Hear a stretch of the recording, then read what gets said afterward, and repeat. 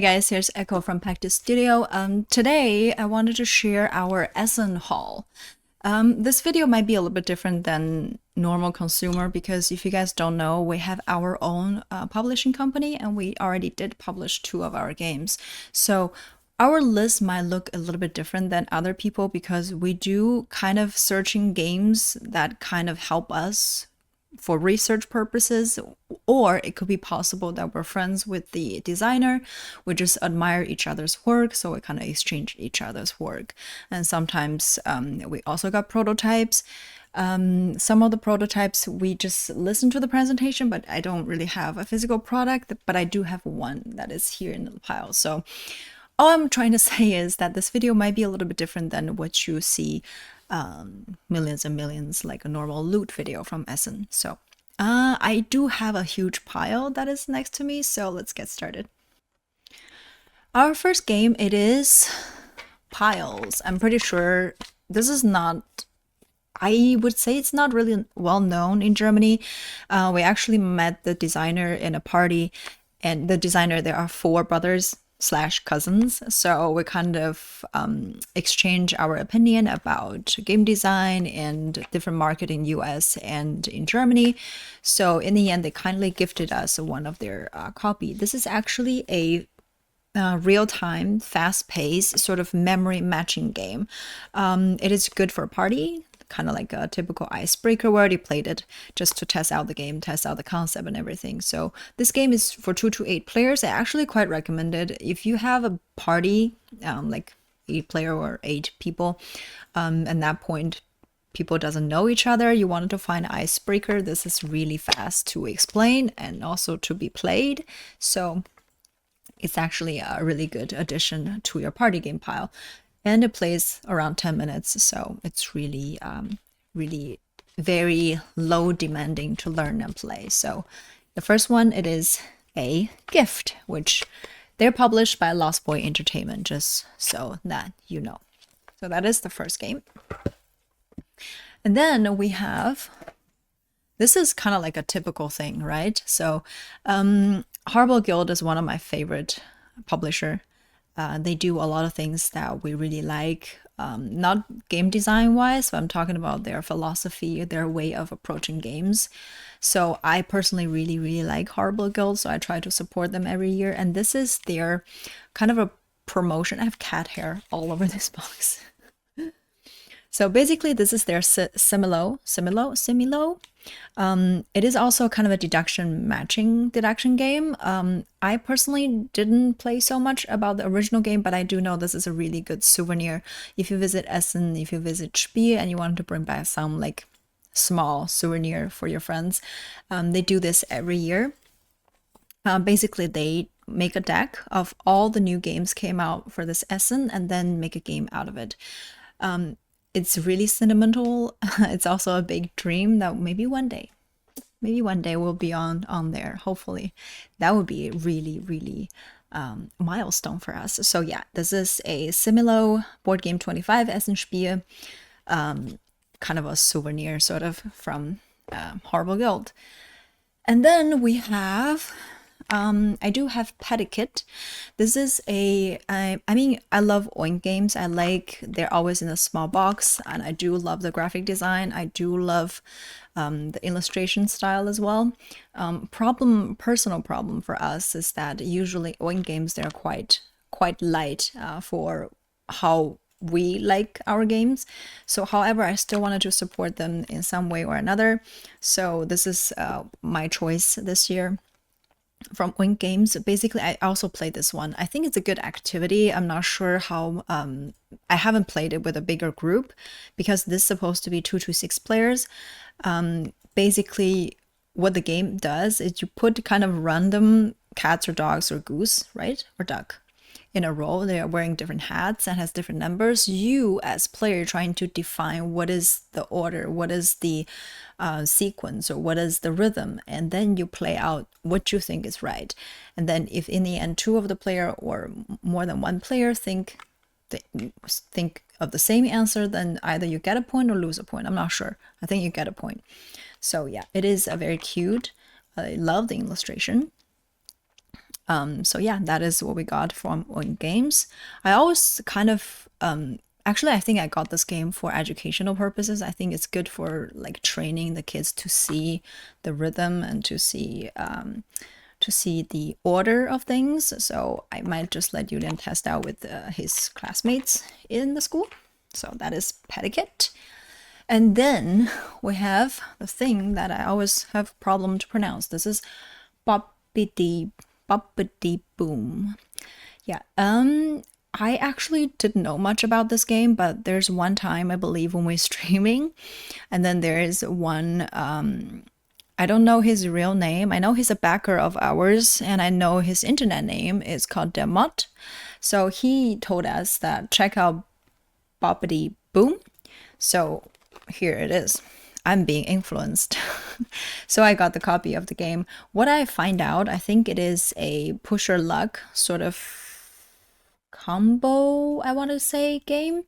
But yeah, I don't know much about the game, but it's a small box. It's easy to pack everywhere. And I personally really, really love combo games. So yeah, that's why I got that. And the next one, it is on my list, which is called Pilgrim's, what is it called? Pilgrim's Curious Adventure. This was on my top 5 list that I wanted to check it out, and I did during the press event. I did talk to the designer, and afterwards I went to the booth and talking to the designer again, just to see his approach. He designed and illustrated the game himself. Actually, he also signed mine.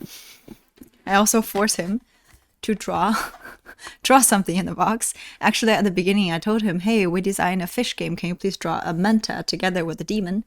And then, yeah, I think it was putting him on the spotlight. He was a little bit nervous. So in the end, he drew like a little demon. I also played this actually last night, in fact. It's a good, very unique hand management, sort of resource hand management game. But the tricky part is that it also have programming in it. Because basically you have this grid, and then you need to walk your adventurers following a specific grid. That the grid is actually written on each card you acquire. So basically it's kind of a programming and hand management, which I really think it's interesting because I'm also always fascinated by programming games. I also wanted to design one, but I'm kind of fear that because I love Mac versus Minions, but sometimes you feel the frustration of a programming game. So I do wanted to do more research about how do you approach for like programming game, but not so frustration, like you reduce the frustration factor.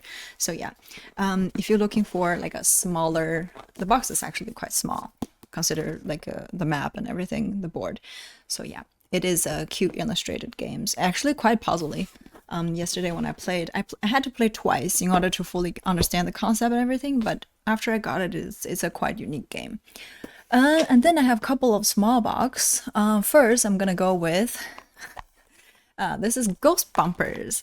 This is actually a gift from Annika. Annika, it is the illustrator for Deep Print. She also lives in Göttingen, so we kind of meet sometimes just to, you know, chat and be nerdy. So basically she illustrated this game, and then she gave me one copy, and she told me only one thing, and I said, okay, I'll get it. It is a trick-taking game. Other than that, I don't know much about it, so just purely showing that. Look at the quirky kind of Halloween themed art. If you like, you know, trick-taking with a unique kind of art style, check that. Also, I really love her work. So yeah, there you go, Ghost Bumpers. I don't talk too much because I don't know much about the game. That would be not fair to talk about it. Okay, and the next one is another trick taker. This one, I'm not sure how popular this game is. It's actually by Metagot, and it's called Tatsu. What's unique about this part? It kind of reminds me of my childhood, because in China we kind of have the similar kind of trick-taking game. Basically, it's a 4-player game that you play in teams, and you kind of need to find out who is your partner, and you have to kind of help your partner to win. And then when one of your win, then your whole team wins. So it's kind of like this. It is a 4-player game. I'm pretty sure I played it already. There's a 3-player variant, but I suggest just go with 4 because that's how the game it is meant to be. So basically, the unique part is that when it's your turn, you can say I will play something in my color, or you can ask someone else to play something in your color in front of you for you. So this can be your partner, this can be your opponent, depending on how you're able to count the cards. There are not a lot of cards in this game. Very little actually, so you'll be able to kind of calculate and everything. I think it's very thinky in the end. It's a very unique trick taker. I don't know any game that kind of like this, especially a trick taking game. So I find it very unique. That's also the reason I got it. Yeah, it's called Tatsu. It's by Metagot. Next, we come to the games that I haven't played, because I do have a pile of games that I haven't played. So the first one, it is Cat and the Tower. I got the French version, I don't know why, because I was just in a rush. In the morning, I don't have much time, just walk around and buy games. So I saw unfriendly games and I just went there to buy it because I figured, okay, that's my thought process. I figured it's a dexterity game. Probably language is not that important, so hopefully it is not that important because I don't understand anything here.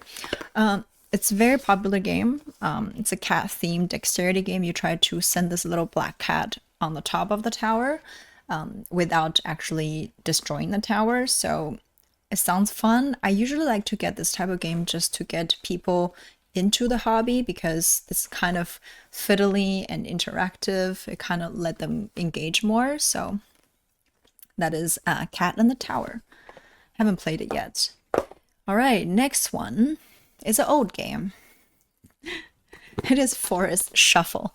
I haven't got this game. I know it was a really big deal last year during Essen, and I saw the line outside of Lookout Games. But I didn't get it because I like card games, but when the scoring system taking more time that I actually need to do my turn, I kind of think about it because I don't want to spend ages and ages trying to calculate how much score that I get. But in the end, I know it is a great game. I know it is a must-have if you like hand management, nature themed. I actually don't know what other mechanism it's in here. So balance habitat, flora and fauna. What I assume is a hand management, maybe tableau building, something. So it's right up in my alley. I just need to find a way to do the scoring. I'll ask someone else to do my score. But yeah, very popular game. I don't have to explain more. I'm just influenced by everybody else on YouTube. All right, next game is another trick-taking game. Guess why do I get so many trick-taking games? Because our next game might be Trick-Taker. Just saying. So this one is called Movie Tricks. It's from Chili Fox. Also another one of the company that I really adore. So this one, it is a trick-taking game while you're trying to perform or like design movie tricks. I'm not really sure how thematic it is, but right now actually we're on the hunt of very thematic trick-taking games for research purposes. So this is one of the research purpose that we got. We'll have to see how it works out and how thematic it is. Otherwise, I mean, even if it's not thematic, I still love trick-taking games. It's just, it will be a good addition. Next one. I still have 1, 2, 3, 4, 5. Okay, I have 6 more games. So next one, it is House of Fado, which the box is kind of small. It kind of like raised this way, so it cannot really close properly.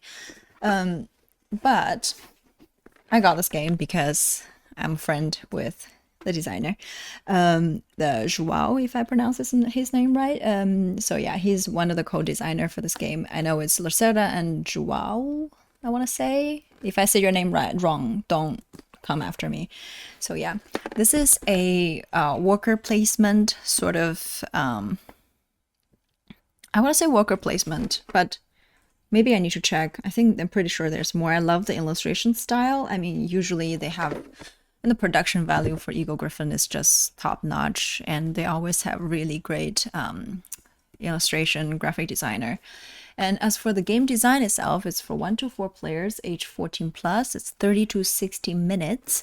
There's one thing in here I'm actually quite interested. I'm not getting the game just because I'm friend with the designer. And also there are some interesting parts inside here. I think it's worth trying it out.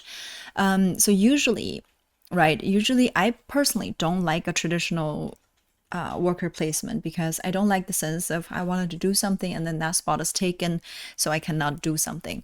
However, if designer find a way to twist it, or if they find a way to kind of make it unique and less blocky, then I will consider the game, which is actually the case of here. So basically, if your spot is taken and then under your spot there are 3 sub spots, so you can push someone else, bump them out of where they're standing, and then they can choose where they wanted to be bumped out to. So you give them choice like, hey, you cannot stand at the spot, but once you being bumped out, you can choose to do something. So it doesn't feel like you're losing something out of control, but I actually do enjoy that kind of the unique part for the worker placement. That's why I did get the game. And actually, I got Joel signed for me. I think on Instagram we have a photo that we're holding each other's game together. It's kind of a cute moment. So I was holding House of Fado and he was holding Fintastic Sea. So that was a fun moment. So there you go, House of Fado. It's also not new. I think it's last year, but I mean, new. What is new for board game industry? Probably 2 years. All right, next we have Kingdom Crossing. This was on my list as well, and I did end up getting it. I do love the thinky part that you have to plan out your worker placement part. However, you also have to find a way back because, like I said in the previous video or in the top 5 video, that you can only kind of use the one bridge, meaning one passway, once. So you kind of need to foresee your future, how you want to get back and make the best or most efficient way of sending your worker. So that's why I still got the game, and it has cute illustrations of the beavers, so it's a plus. And I think the game for, I assume it's sort of a Euro worker placement game for a smaller box. I dig it. So there you go. That is Kingdom Crossing. Haven't played it, don't know much about it, so can only say that we bought it. And then next game, it is, I always want to go to Outplay because they were our neighbor for like 2-3 years in a row until we moved to Hall 3. So this one is called Oddland. I have to admit that I got this game purely for the illustration. I know it's a tile laying or card laying game. Typically those are not my type of tea because my brain I don't have the 3D, thinking of that. So, but I did get it just for the quirky art that you can kind of, these animals, they're Oddland, so they're kind of a mixture of 2 or 3 animals together. So this one, I have to say, I got it for basically the art, which is fine. It's fully justified, right? Next, I got another game, which is called Ruins. And this one, I still don't know much about it, but I know the designer. It's John DeClaire. I really love his design. And this game itself is kind of like a card construction, meaning that you have transparent cards, you kind of lay them together to build something, you put them in the sleeve, then you lock it. I really do like this sort of, kind of like Canvas. Really fascinated by this kind of design because with this new technology, I think Canvas was, I'm not sure if Canvas was the first one doing this type of design. I don't think so because I played Gloom, which is also kind of clear cards. But I think with this type of printing method, there's a lot of new games can be unlocked by this, which I find fascinating that the new technology, this is not technology, but you know what I mean, that can unlock different type of games. So basically, yeah, I got it for that you building the deck or building the, I'd say ruins yourself, and then you somehow score for that. I'm just fascinated by it, and this is a 2 to 5 player games and 30 minutes, 13 plus. If you like John DeClaire and if you like Outplay, check this one out. I don't think it will be disappointing because I really like all John DeClare's design. All right, and then next we have something that I know usually not my cup of tea, but I have a carnivore did it. Love the art. Like I said, I love Horrible Guild. I love the way they approach design. I like the art, the illustration, the artists that they always choose. So yeah, I just feel like I need to support them somehow. So this one is a carnivore did it, which is a deduction game.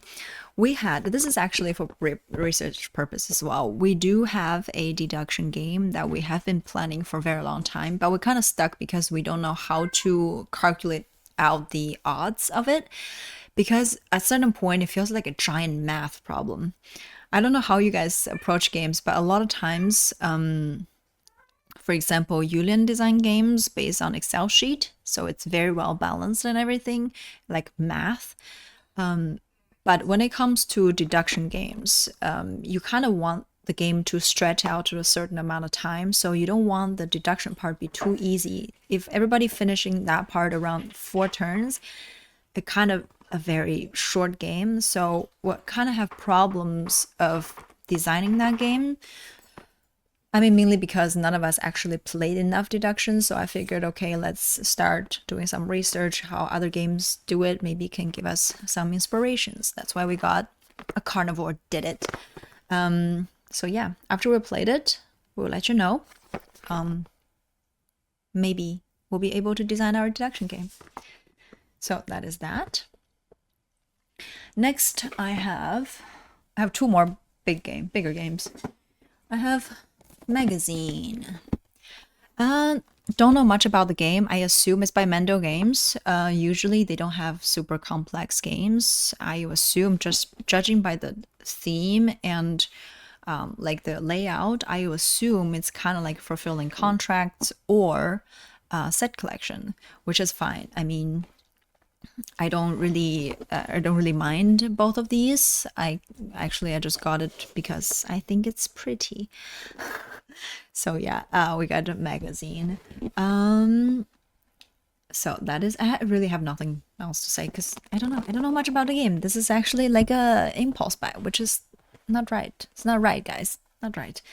Last but not least, this is a heavy one. I pre-ordered it. Oh, it is Recall. This is the most heaviest game of this bunch, like literally. The weight and the complexity, it is heavy. I still think this cover is just not my cup of tea. I think if you were display this like in a calyx shelf, might be kind of creepy at night. Imagine if they're even like glow in the dark. I think that's, anyway, my mind has drifted. So yeah, this is kind of a no-brainer because Revive is my favorite game. I'm not saying my favorite game of 2024 or 2023. I'm saying that Revive is my favorite game. So that's kind of a really high praise. So every game that he does, I will check it out. And I myself not a fan of like the world. Oh my god, it's upside down. How am I allowed that to happen? Wait a second, this must be fixed right away. Just a second. Hey. All right, now it's better. Wait. Huh? Yeah. No, it's right. If it's not because of this designer, with this type of layout and hexagon and, you know, this type of board, I would not look at it at all. Because if it's not this designer, I would assume it is a area control civ building kind of taking resources kind of game, which is usually not my cup of tea. But what he does, which I still hope that exists in this game, is the combos and the meaning of the feeling of stretching your turns. That's really give me the most satisfaction when I play a more complex game. I want my turn to last forever until someone says, "Are you done yet?" So that's why I got Recall. Hopefully kind of like a sister version of Revive, which would be awesome. So that is all the games that we got. And I do have one prototype. Don't know much about the game. So one day, I think Friday or Saturday, I'm sure, there is a couple that came to our booth. They were like checking out Wanderlust, and then I explained them Wanderlust. And then afterwards, they were like, how did you guys start it? Because we're also designing a game. And then it leads to the conversation how we can help them. Because I told them that we also test the game because we have our Julian, like he likes to break games. So it's very valuable for designing process or development process. You're trying to test out if everything is balanced. So I kind of offer, like, if you guys want, we can test out your game and then give you some feedback, or just remember that we say everything, all the critiques very bluntly. If you can take that, we can take the copy and test it out and give you feedback. So that's why we got this copy. This game is called Titans of Industries. Titans of Industries. Yeah, I think that's what it's called. Yeah, so it's basically because they both working in the banking or finance industry. So they design a game just to tell people how the industry works and stuff. It can be a very educational game, which I don't usually. This type of game is not the theme wise, it's not my cup of tea, but from what they're talking, and you can see the passion like what we have for designing games. So I said, okay, we can test it and I'll give you feedback. I'm pretty sure it doesn't fit in our profile. We cannot publish it because it sounds very like a serious topic, and it's not what our game approach is. But I agree to help with them, just to give them all the resources that we're able to give and help them just to, get them into the industry. So that is the prototype we have. And that leads to a couple of games that I didn't get, either because I was too late, or because after I check out the game, I feel like it's lacking something unique that I wanted to get it. So just wanted to go through those, because if you look at our video, we did top 5. I'm only talking about my list. I did have, I believe I have the Jisoji, the manga theme game. We're talking with the designer during the press event, and then he was telling about this, like where this concept come from and how is the game played and everything. And my feeling of, I don't like a typical sort of worker placement. You just get resources from there and then running around to get resources. I personally don't enjoy that, and I feel like it is sort of like that, so I didn't get it, despite how beautiful the art is. I'm saying that if you're a sucker for a great art, I'm pretty sure they sold out anyway. I believe the designer said that they sold out the first day, so couldn't have got it anyway. But yeah, that's the reason I didn't get that. And then another game that I didn't get, I know I might regret that, it's the Natera New Beginning. First of all, didn't have time. We really didn't have time to walk around. I believe Yulian didn't check out any games that he was putting on his list for this 5 days. So for Nutera, the New Beginning, after that video was made, I was watching some playthrough video from Before You Play, I believe. Yeah. And then I kind of realized I might be a huge fan of the mechanism, because the designer says they're inspired by Doom and Terraforming Mars. I do like those two games. However, from the board itself and the player board itself, it doesn't feel to me, it could have a lot more theme than sheets to me. So it kind of feels like the board, it could be a bit more thematic. I'm not sure how I would do that either, but I'm just saying that it could be more thematic, like post-apocalypse sort of the illustration style. And yeah, so that was a reason I kind of decided not to get it. I might still regret it if there's too many people online says that it's a great engine builder, or great tableau builder or whatever, then I might regret I still get it. So that one is unknown yet. I don't know. I might regret. But that's it. I think that's all the games that I got. This video, it is very long, even though I actually don't think we got so many games. Reasonable amount of games, and a lot of them actually for research purposes. So don't come after me. Other than that, I think we're done with the video. And if you want to check out Wanderlust or Fintastic Sea, we'll leave the link in the description bar, and you can check out the information. And Fintastic Sea is in full stock right now, so you can also get them in our website. Other than that, tell us what games that you got, or maybe there's some games you already played from the pile from Essen. Tell us which game I should have bought and should have checked out. Just let me regret that I didn't. Leave in the comments, and I'll see you next time. Bye!